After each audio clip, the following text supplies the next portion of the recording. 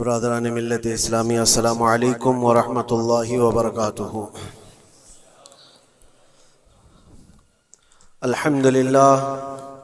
अल्हम्दुलिल्लाहिल हन्नानिल mannan अल्लज़ी खलक़ल इंसान व अल्लमहुल बयान वस्सलातु वस्सलामु अला रसूलिही सय्यिदिल इंसी वल जान व अला आलिही व अस्हाबिही ज़विल खैरि वल इहसान, अम्मा बअद। फ़अऊज़ु बिल्लाहि मिनश शैतानिर रजीम, बिस्मिल्लाहिर रहमानिर रहीम। वज़ुरिबत अलैहिमुज़्ज़िल्लतु वल मस्कनतु वबाऊ बिग़ज़बिन मिनल्लाह ज़ालिक बिअन्नहुम कानू यकफ़ुरून बिआयातिल्लाहि व यक़्तुलूनन नबिय्यीन बिग़ैरि हक़्क़ ज़ालिक बिमा असौ व कानू यअतदून। सदक़ल्लाहु मौलानल अज़ीम। बारगाह रिसालत मुआब सल्लल्लाहु अलैहि वसल्लम में दुरूद पाक का हदिया पेश कर लें। अल्लाहुम्मा सल्लि अला सय्यिदिना व मौलाना मुहम्मदिन मअदनिल जूदि वल करम व आलिहि व अस्हाबिहिल किराम व इब्निहिल करीम व बारिक व सल्लिम सलातन दाइमतन सरमदन अबदा। इकबाल ने कहा है, सतीजा कार रहा है अज़ल से ता इमरोज़, शरारे बूलहबी से चराग़े मुस्तफ़वी। मतलब ये है कि शुरू के दिनों से ही इस कायनात में, इस दुनिया में एक मारका चलता आ रहा है। मारका मतलब जंग, मुकाबला। वो किस चीज का है? इकबाल कहता है, सतीजा कार रहा है अज़ल से ता इमरोज़, शुरू से लेके आज तक एक मुकाबला चलता आ रहा है। वो मुकाबला किसका है? शरारे बूलहबी से चराग़े मुस्तफ़वी का।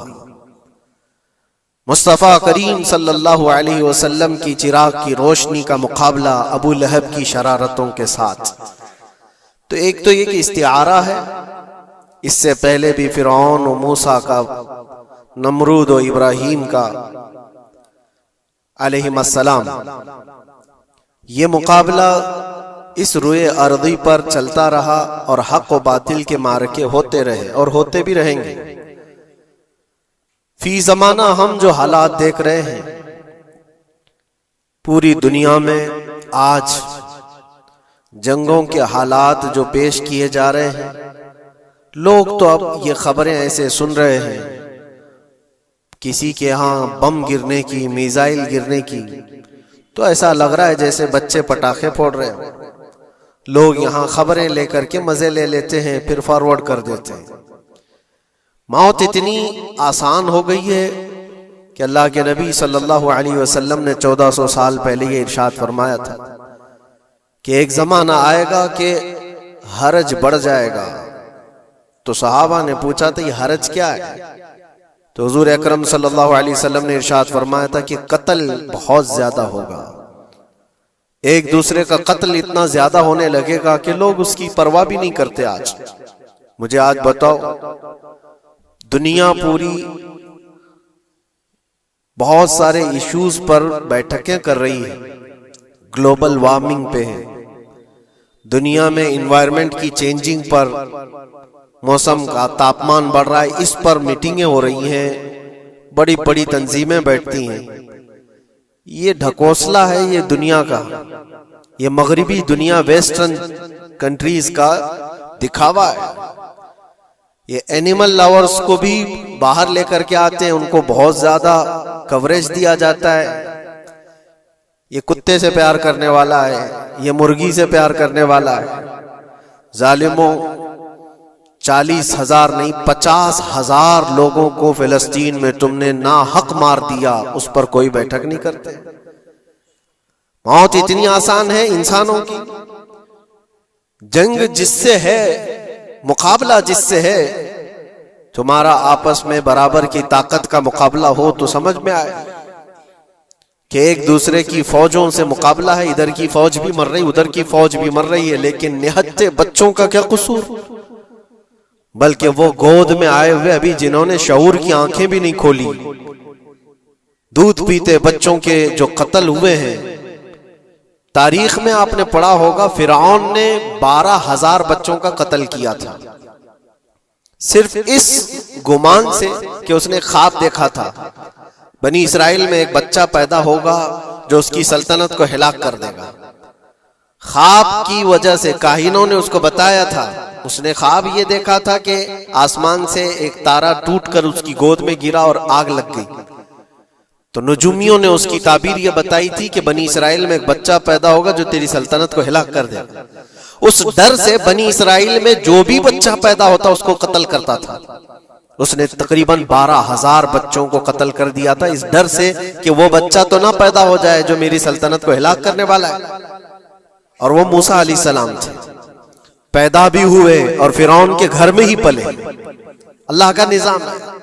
लेकिन मैं यहां इसलिए बता रहा हूं, फिरौन जुल्म में पूरी दुनिया में मशहूर है। वह औरतों को भी जालिम इस तरह से मारा है कि जिसकी तारीख में मिसाल नहीं मिलती। लेकिन मैंने अपनी जिंदगी में देखा, आज के जमाने में इजराइल नाम से एक नाजायज हुकूमत पर काबिज शख्स ने 12,000 नहीं 50,000 लोगों को साल भर में कत्ल कर दिया। ये तारीख का भयानक चेहरा है।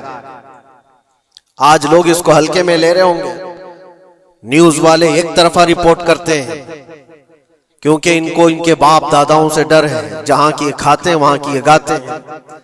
लेकिन बाद को ये सच्चाइयां जनरेशन में मुंतकिल होती रहेंगी। कभी तो आएगा कोई इंसाफ की नजर रखने वाला। और इंसानियत का कत्ल कितना बड़ा कत्ल है। एक शहर के 50,000 लोगों को कत्ल कर देना, और ऐसे कि वहां की इमारतें पूरे राख के मलबे में चली गई। सदियां लग जाती एक शहर को बसने में, एक घर को बनाने में आदमी की अपनी जिंदगी गुजर जाती है। क्या क्या अरमानों से घर बनाते हैं, लेकिन एक पल में किसी का घर उजाड़ दिया, उसके सामने तड़पते हुए उसके बाप की लाश हो, मां की लाश हो। वो तस्वीरें क्या आपने नहीं देखी कि एक बाप छोटी सी बेटी को लेकर के दौड़ रहा है तो उसका बेटा अलग पैर और हाथ जले हुए बम से तड़प रहा है। वो किसके दर्द को देखे। यहां तक कि मैंने देखा कि बेटी को बाप ये नसीहत कर रहा है, थोड़ा और सब्र कर ले बेटा, शहादत मिलने वाली है। कौन करता है मौत से पहले अपने बच्चे को इतनी तलकीन कर दे। हालात ऐसे। दूसरे एक कि वहां पर खाने पीने की ऐड कोई जा नहीं सकती, उस पर पाबंदी। दवाइयां ना जाए, उस पर पाबंदी। दुनिया का कोई कानून इस चीज को जायज ठहराता है? मुझे बताओ, आतंकवाद का राग अलापने वाले इन बातों को क्या कहेंगे? इंसानियत अगर कहीं है तो उसका तस्वुर तो करो। किसी के फंडामेंटल राइट्स होते हैं, बेसिक राइट्स होते हैं, खाना पीना, ये उसका इंसानी हक है। दुश्मनी तुमसे जिनकी है उनके साथ मुकाबला करो, आम शहरियों के साथ नहीं। मुखबिर सादिक रसूल अकरम सल्लल्लाहु तआला अलैहि वसल्लम की तालीमात देखो। जिहाद को लेकर जो प्रोपेगेंडा तुम फैलाते हो और हर चीज को जिहाद का लफ्ज दे करके एक ऐसा नैरेटिव क्रिएट करते हो कि लोगों के दिमाग में एक प्रोपेगेंडा फैल जाए। आओ मैं तुम्हें सुनाता हूँ, रसूल पाक सल्लल्लाहु तआला अलैहि वसल्लम जब सहाबा जिहाद में जाते तो उनको किन बातों की तलकीन करते थे।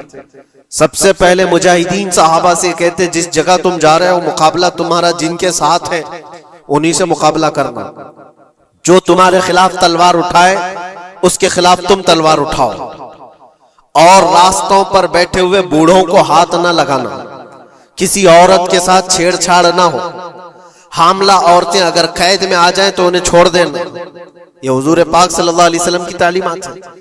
हत्ता के रसूल करीम सल्लल्लाहु अलैहि वसल्लम ने फरमाया, जिस शहर में तुम्हारा गलबा हो जाए, तुम गालिब आ गए वहां की फौज पर, तो वहां के रहने वालों के बच्चों को ना जुल्म करना, उनको ना पकड़ना। फिर तालीमात में ये है, वो चाहे जिस मजहब के भी लोग हैं उनके माबदों को, उनकी इबादत गाहों को खत्म नहीं करना, उनके इबादत गाहों को तोड़ फोड़ ना करना जिस शहर में तुम जा रहे हो। यहां तक कि हुजूर अकरम सल्लल्लाहु अलैहि वसल्लम की तालीमात तो देखो, हुजूर ये तक फरमाते थे मुजाहिदीन सहाबा को कि जिस शहर में तुम जा रहे हो वहां के दरख्तों के पत्ते भी ना उखाड़ना, दरख्तों को भी ना नुकसान पहुंचाना। जंगी तालीमात को आज कोई नजर में नहीं रखता है। दुनिया कहती है कि जंग के दौरान भी कुछ उसूल होते हैं, लेकिन कोई उसूल नहीं। हमने देखा है जिसकी ताकत है उसका बोलबाला है। ये दुनिया उनके खिलाफ कभी कोई बात नहीं करती। आज से तकरीबन 20 साल पहले भी इराक की क्या हालत थी आपने देखा होगा। एक झूठे प्रोपेगेंडे की वजह से पूरे इराक को तबाह किया गया। आज तक वो संभल नहीं पाया। न्यूक्लियर पावर इराक के अंदर मौजूद है, उसके रिएक्टर वहां पर मौजूद है। क्या क्या चीजें उस जमाने में फैलाई गई। सोशल मीडिया तो नहीं था उतना। दुनिया ने ये मान लिया कि हाँ दादा कह रहा है तो होगा, और हमला किया इसी बुनियाद पर। 20 साल हो गए, आज तक इराक में कोई न्यूक्लियर पावर प्लांट नहीं नजर आया, कहीं नहीं। एक झूठे प्रोपेगेंडे की वजह से वहां के कितने लाख लोगों को बेघर होना पड़ा है पता है। कुछ जगह ऐसी हैं जहां बम बरसाए गए, आज तक वहां कोई सब्जा नहीं उगता, कोई वहां पर फसल नहीं होती। मैंने खुद अपनी आंखों से देखा एक नया मैदान जिसपे लोग फुटबॉल खेलते थे, चंद सालों के बाद देखो तो पूरा मैदान कब्रों से भरा हुआ है। कब्रें हैं वहां पर, पूरी कब्रें हैं। लोगों को जनाजा उठाने के लिए लोग नहीं मिलते। मौत इतनी आम कर दी गई थी। इन बातों को कोई कहता है? आपने सुना कभी अबू गुरैब जेल के मुतालिक? कैदियों के साथ जो वहशियाना सलूक किया इन गोरों ने, अल्लाह की पनाह, बहुत सख्त किस्म के, दुनिया में बदनामे जमाना जेल उसको कहा जाता है। हर तरह की वहां पर कैदियों के साथ आजमाइशें हुई, हर तरह की।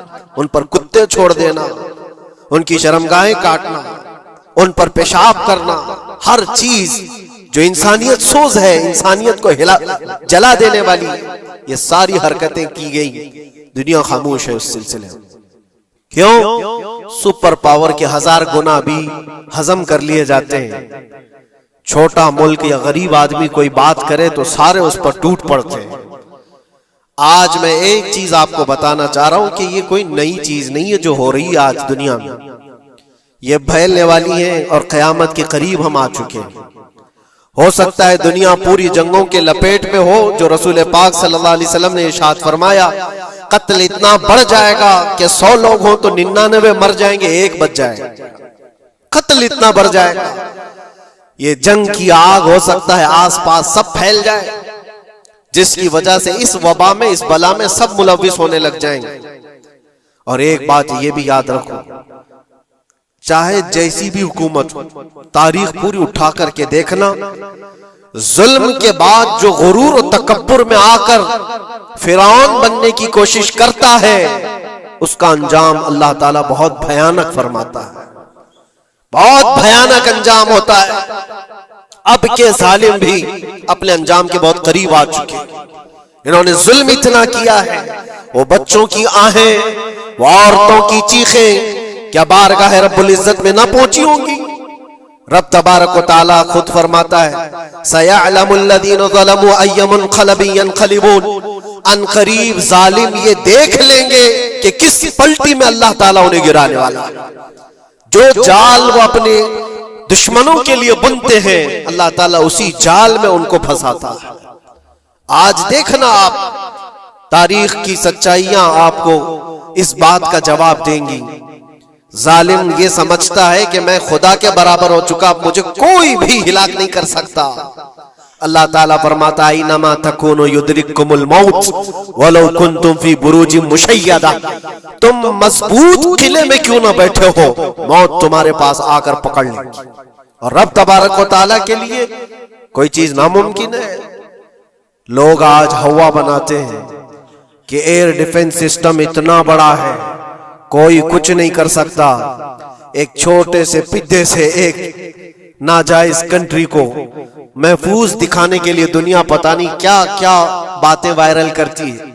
इजराइल के पास आयरन डोम है, एयर डिफेंस सिस्टम इतने बड़े हैं, कोई नहीं आ सकता। वो खुदा है? कोई खुदा है? लेकिन दुनिया आज देख रही है, बहुत सारी चीजों को देख रही है। मुझे यहां पर किसी के सिलसिले में नहीं कहना है, लेकिन एक बात कहना है कि नशा में चूर, घमंड में चूर जो बंदा होता है, अल्लाह ताला कभी उसको मच्छर से भी हिलाक करता है। बहुत बड़ी ताकत का इससे मुकाबला होना जरूरी नहीं। तुम्हारे पास होगा बहुत बड़ा सिस्टम, लेकिन रब तबारक व तआला जब इंतकाम ले ले तो फिर तुम्हारे लिए बहुत बड़ी ताकतों की जरूरत नहीं। आप हमें तारीख बताओ, इराक में नमरूद एक जमाने में इस तरह की हरकत किया था कि उसने बहुत बड़ी इमारत बनाई थी, और उसके मुताबिक बात यह थी कि वो 1000 लोगों से तन्हा लड़ सकता था, इतनी उसकी ताकत थी। शेर से खुद मुकाबला करता था, कभी डरता नहीं था। नमरूद की ताकत मशहूर थी उस जमाने में, और सारे लोग उसकी ताकत का लोहा मानते थे, हत्ता कि वो कभी अपनी जिंदगी में बीमार नहीं हुआ था। आदमी जब बीमार नहीं होता तो उसका गुरूर बढ़ जाता है, सोचता है मुझे कुछ हो नहीं सकता। नमरूद ने उसके बाद ये देखा सारी दुनिया मेरे कब्जे में है, ताकत और दौलत के जखीरे सब उसके पास से, लेकिन एक चीज नहीं थी, मौत। मौत पर कंट्रोल। इसको कैसे किया जाए कंट्रोल, यानी मरने से बच तो नहीं पाएगा, ये कंट्रोलिंग पावर भी हमारे पास होना चाहिए। उसने एक बहुत बड़ी इमारत बनाई, कहा कि खुदा आसमानों में होता है, हम इतनी बड़ी इमारत बनाएंगे कि उन इमारतों पर चढ़कर खुदा को ललकारेंगे, आजा मैं मुकाबला करता हूं, और मुकाबला करके मैं खुदा को गिरा दूंगा किसी भी तरह से। अगर मुझसे ना हो सके तो पूरी फौज को तैयार करूंगा।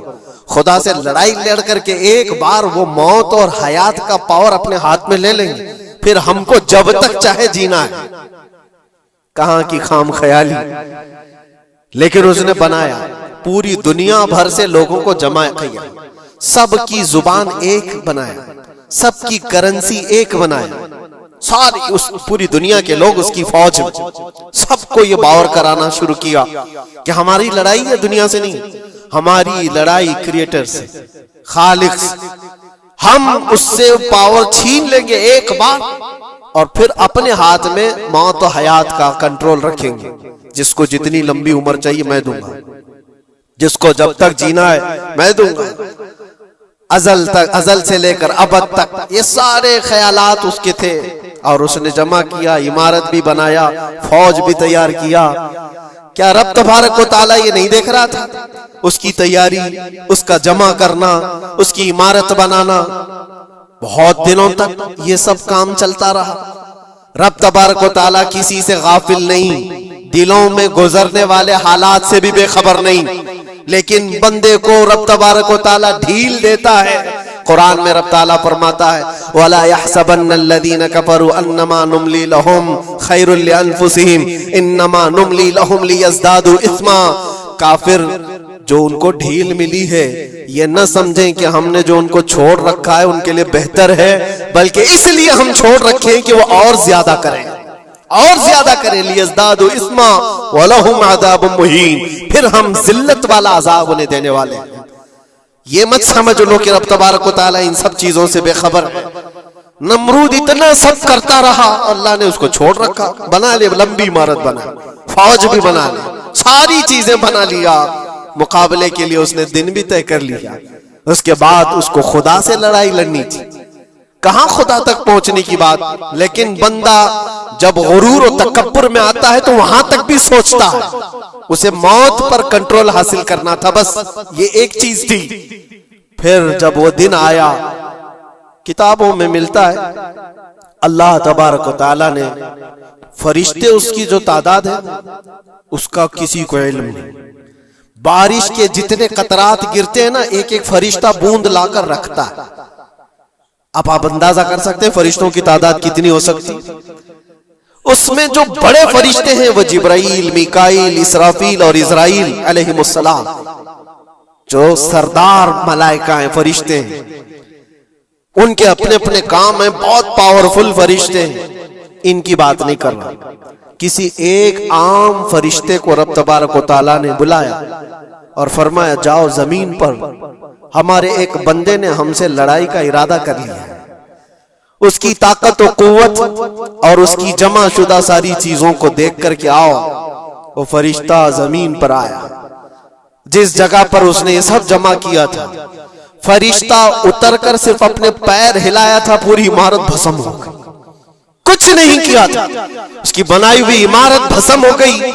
जितनी फौज जमा किया था सब कीड़े मकोड़ों की तरह मर गए और सबकी जुबानें मुख्तलिफ हो गई, कोई एक दूसरे को पहचान नहीं पा रहा। ये मिनटों की भी बात नहीं थी, सेकंडों की बात थी। फरिश्ता वापस चला गया, नमरूद का जवाल हो गया, खत्म हो गया। ये तारीख की एक बात है और ये रिवायत हम अपनी किताबों में नहीं रखते, ये रिवायत यहूदियों की किताबों से ही है। यहूदी इस बात को यकीन करते हैं और इसी वजह से इस बात पर वो दोबारा अमल करने के लिए फिर कोशिश में है। न्यू वर्ल्ड ऑर्डर जो कहा जाता है, पूरी दुनिया को इकट्ठा करना, एक करेंसी बनाना, एक लैंग्वेज पर लाना और सबको मिलाकर के एक ताकत हासिल करना, स्पेस पर जाना और फिर वही चीजें दोहरानी जा रही है दुनिया। वही चीज एक दोबारा बार ट्राई करना है, जिसके लिए आपको पता है ये छोटी सी कौम पूरी दुनिया पर कंट्रोल हासिल करने के कैसे कैसे ख्वाब देखती है। अगर आप जाएं, इस्लाम दुश्मनी तो इनकी पुरानी है, लेकिन ये जो 50,000 लोगों का कत्ल है, ये सिर्फ और सिर्फ उनके अपने एक छोटे मकसद के लिए। हो सकता है बहुत सारी बातें हो, गजा पट्टी एक ही इलाका बचा हुआ है फिलिस्तीन का, बाकी सब तो ये कब्जा कर चुके 1947 के बाद, 48 के बाद।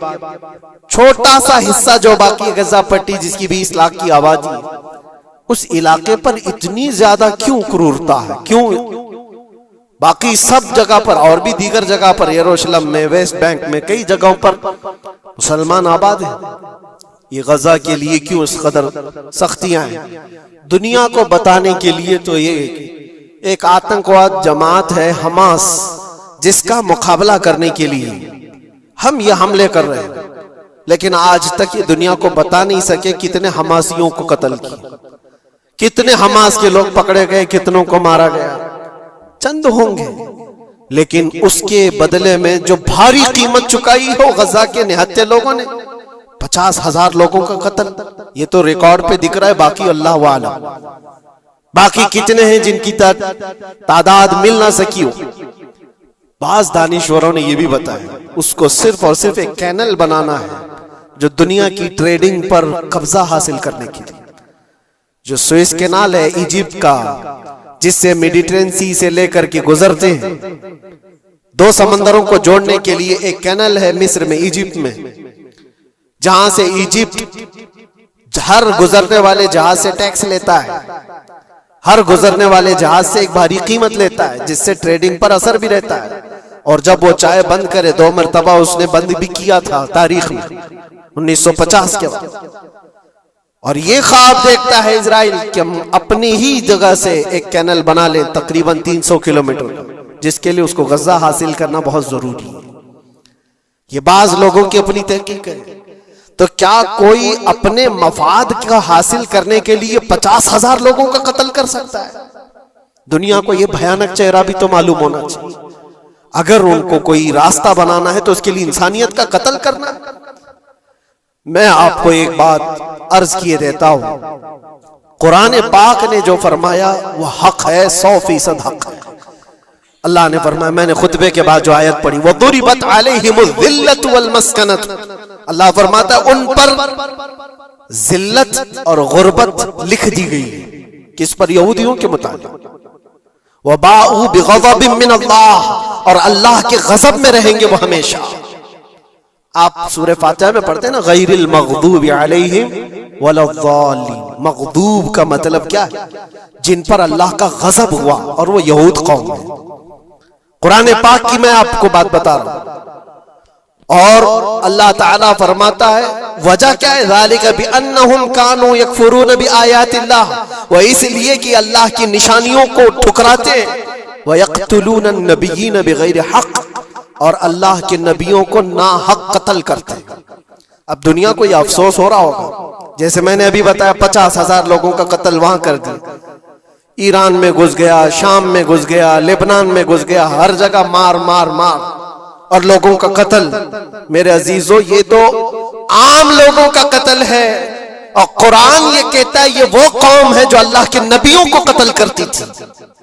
और तारीख में है तकरीबन 10,000 नबियों को इन्होंने कत्ल किया। 10,000 नबियों को इन्होंने कत्ल किया है सिर्फ अपनी मनमानी बात न पाए जाने की वजह से। हजरत ज़करिया अलैहिस्सलाम की बात मालूम है, ये तो बैतुल मुक़द्दस के मुतवल्ली थे। ज़करिया अलैहिस्सलाम बैतुल मुक़द्दस के इमाम थे, जिनका जिक्र है कुरान पाक में।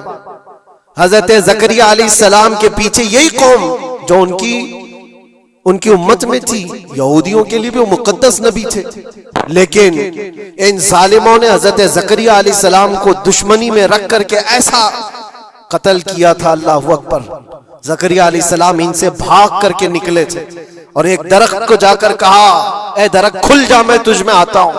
दरख्त खुल गया, हजरत ज़करिया अलैहिस्सलाम उसमें अंदर चले गए, दरख्त फिर बंद हुआ। तारीख में मौजूद है, इब्लीस लाइन ने, शैतान मरदूद ने यहूदियों को रास्ता भी बताया और दरख्त भी बताया कि इसके अंदर ज़करिया छुपे हुए, इसके अंदर ज़करिया है। यहूदियों ने तेज आरी लेकर के दरख्त को ऊपर से काटना शुरू किया कि दरख्त के 2 टुकड़े होंगे तो ज़करिया अलैहिस्सलाम तक भी पहुंच जाएंगे। उन्होंने आरी से काटते काटते काटते उनके सर तक पहुंचा दिया, और जब हजरत ज़करिया अलैहिस्सलाम को अपने सर के ऊपर से कटने की आवाज आने लगी तो आप सोचा कि अब यह आरी से पूरा कट जाएगा। अल्लाह ताला की तरफ से निदा आई, ए ज़करिया सब्र कर लो, अगर तुम इस पर आवाज निकालोगे तो सब्र वालों में से तुम्हारा नाम निकल जाएगा। यहां तक के तारीख में है, वो यहूदियों ने आरी से काटते काटते हजरत ज़करिया अलैहिस्सलाम के सर को चीर दिया और जिस्म के 2 टुकड़े हो गए। अल्लाह के नबी खामोश रहे, सब्र करके रह गए। उनके बेटे यहया अलैहिस्सलाम ने यहूदियों के एक गवर्नर या बादशाह को यह कहा था कि एक निकाह में 2 बहनों को रखना जायज नहीं। उसने 2 बहनें एक साथ अपनी ज़ौजियत में रखा था। सिर्फ इतनी बात पर हजरत यहया अलैहिस्सलाम सिर्फ 33 साल के जवान थे। उस यहूदी जालिम ने यहया अलैहिस्सलाम के सर को काट करके बर्तन में लाकर नाश्ते में रखा था। अल्लाह के नबी की बात कर रहा हूं, अल्लाह के नबी के सर को काट कर तश्त पे रखा था। लेकिन तारीख की सच्चाइयां बताती हैं कि वो कटे हुए सर से यहया अलैहिस्सलाम बोलते थे, ए जालिम, अब भी मैं कहता हूं एक निकाह में 2 बहनों को रखना हराम है, हराम है। ये अल्लाह के नबियों की जिंदगी में बता रहा हूं जिनके साथ इन्होंने किया। ईसा अलैहिस्सलाम, ये पागल ईसाई जो आज उनकी कपड़ों में जाकर बैठे हुए होते हैं, जबकि जिंदगी भर ये लड़ते रहे हैं। कुरान भी कहता है, वक़ालतिल यहूदु लैसतिन नसारा अला शै वक़ालतिन नसारा लैसतिल यहूदु अला शै। दोनों लड़ते थे। यहूदी कहते ईसाई कोई चीज ही नहीं, ईसाई कहते थे यहूदी कोई चीज ही नहीं। इनकी जंगें इतनी खतरनाक हुई, ये सब लिपापोती करके आज दिखाते हैं कि हम सब एक हैं। बहुत गहरी दुश्मनियां इनके दरमियान थी। ईसाइयत, हजरत ईसा अलैहिस्सलाम को क्या किया गया? जब उन्होंने अपने पैगामात फैलाए तो ईसा अलैहिस्सलाम को भी कत्ल करने का मंसूबा यहूदियों ने बनाया था और पूरे लोग आकर हजरत ईसा अलैहिस्सलाम के घर को घेराव कर लिए।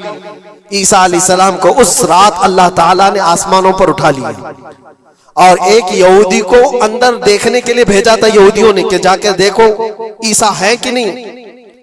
तो अल्लाह ताला ने वो आए हुए यहूदी को ईसा अलैहिस्सलाम की शक्ल दे दी, ईसा अलैहिस्सलाम को उठा लिया।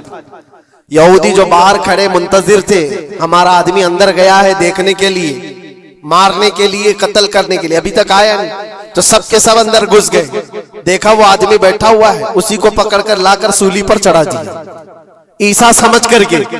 लेकिन इत्तेफाक ये है कि उसको पूरी शक्ल नहीं दी गई थी, आधी शक्ल ईसा अलैहिस्सलाम की थी और आधी उसकी खुद की थी।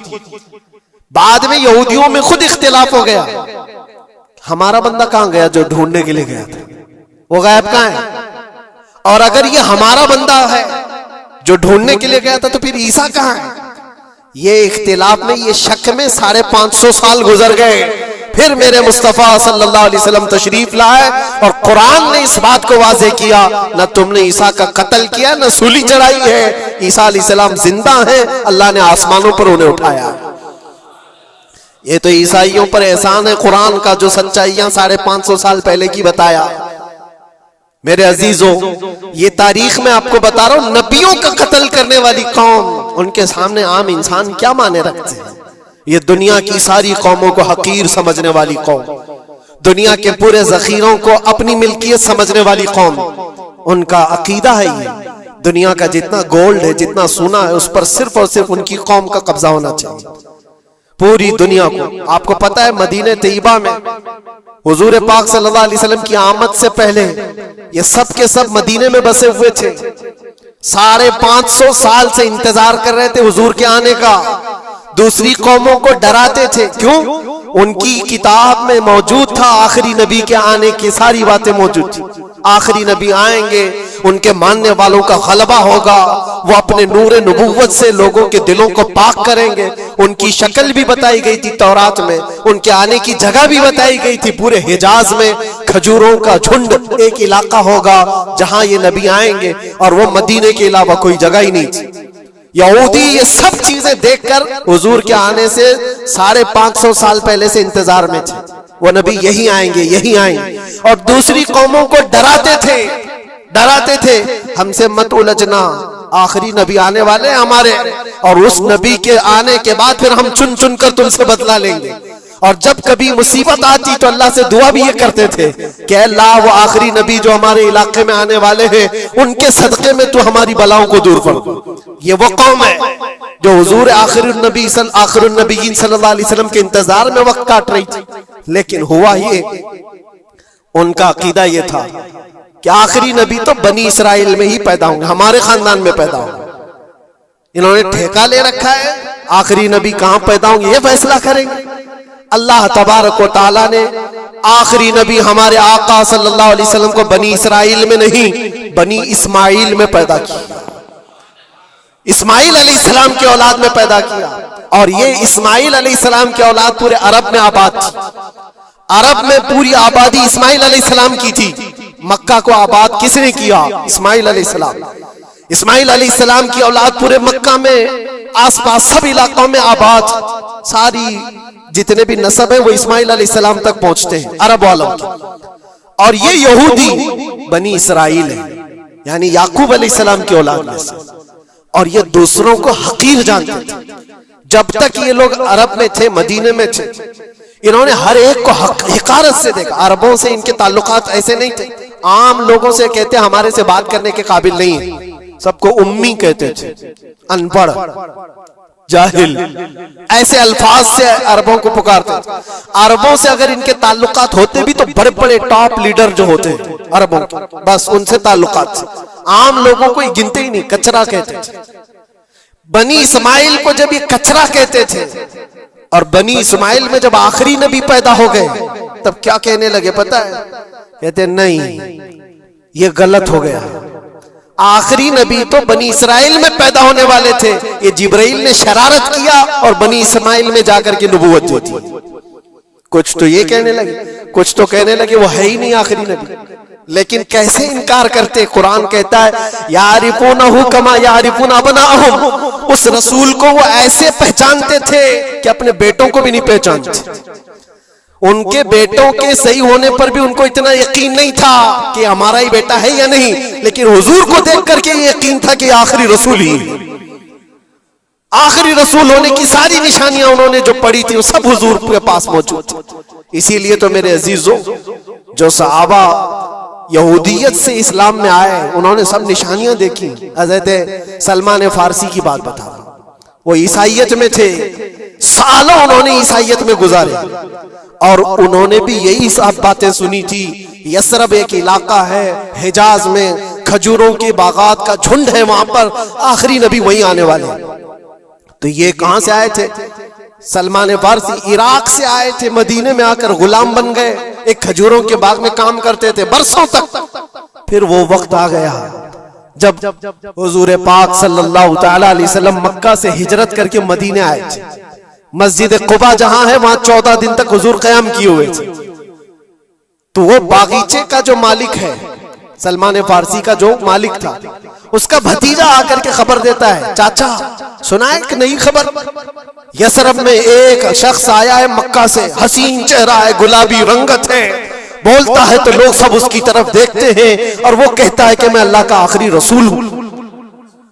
यहूदी का भतीजा अपने चाचा को खबर दे रहा है, सलमान फारसी खजूर के दरख्त के ऊपर बैठे खजूर काट रहे थे या साफ कर रहे थे। ये खबर सुने कि वहां से छलांग लगाकर नीचे आ गए, जिसके इंतजार में तो सालों गुजार दिया था। क्या कहा तुमने? मालिक ने एक थप्पड़ रसीद किया और कहा तू गुलाम है, आकाओं की बात में दखल अंदाजी मत कर, जा तू अपना काम कर। लेकिन उनकी बेचैनी थी कि वो अगर आखिरी रसूल आ चुके तो मेरी जिंदगी का तो मकसद यही है। फिर उन्होंने वक्त निकाला दिन का और हुजूर पाक सल्लल्लाहु अलैहि वसल्लम के पास पहुंच गए। जब रसूल करीम सल्लल्लाहु ताला अलैहि वसल्लम सहाबा के साथ मौजूद थे, देखें अलामतें जो इन्होंने पढ़ी थी अपनी किताबों में, वो सब जांचना भी चाहते थे। खजूरें लेकर के गए और कहा या रसूल अल्लाह ये कबूल कीजिए, ये सदका है। हुजूर ने लिया और सबको बांट दिया, उसमें से कुछ भी नहीं खाया, क्योंकि सलमान फारसी ने पढ़ा था कि आखिरी रसूल सदका नहीं खाएंगे। एक निशानी देख ली उन्होंने। दूसरे दिन आए, फिर वो मौका निकाला और खजूरें ली और आए। हुजूर से आकर के कहा कि ये लीजिए, कबूल कीजिए, ये हदिया है। हुजूर ने खुद भी खाया और सबको तकसीम किया। कहा ये किताब में मौजूद है, वो आखिरी रसूल हदिये को इनकार नहीं करेंगे, तहाइफ कबूल करेंगे। दो अलामतें देखी। फिर एक दिन, तीसरा दिन था, रसूल पाक सल्लल्लाहु अलैहि वसल्लम एक जनाजे में थे। तहबंद थी हुजूर के, चादर थी जिस्म के ऊपर। सलमान फारसी एक और निशानी देखने के लिए आए हुए थे जो किताबों में पड़ी थी। कभी हुजूर के दाएं आते, कभी बाएं आते, कभी आगे, कभी पीछे, पूछने की या कुछ बात करने की कोशिश कर रहे थे। हुजूर सल्लल्लाहु अलैहि वसल्लम ने उनको देख लिया और कहा सलमान आ जाओ इधर।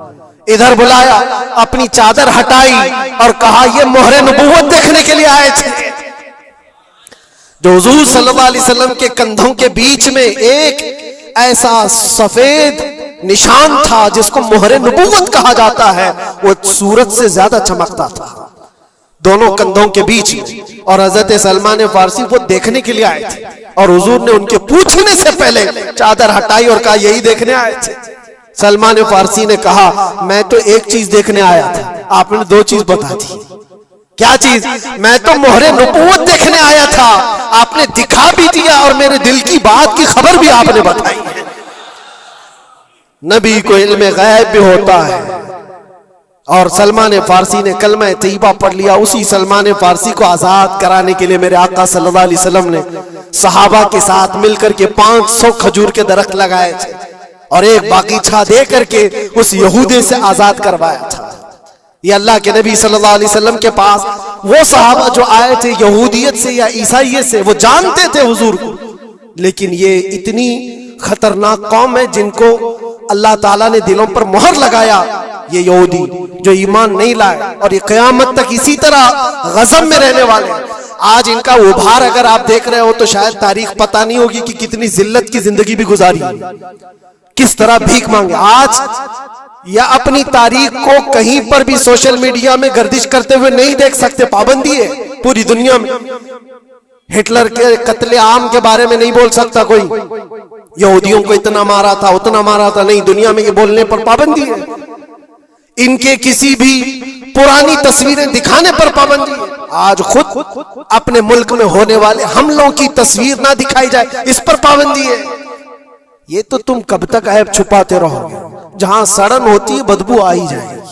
और अनकरीब मेरे अजीजों, कुरान की वो बात याद रखो, अल्लाह ने फरमाया सयअलमुल लज़ीना ज़लमू अय्य मुनक़लिबिन यनक़लिबून, अनकरीब जालिम ये देख लेगा कि अल्लाह उसको किस खाई में गिराने वाला है।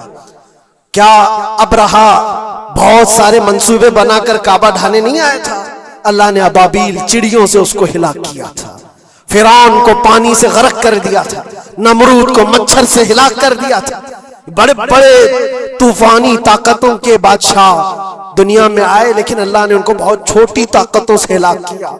लोग आज ये मुकाबला कंपैरिजन करते हुए बैठे रहते हैं। एक तरफ ईरान है, एक तरफ गजा है, एक तरफ सुपर पावर हुकूमतें हैं।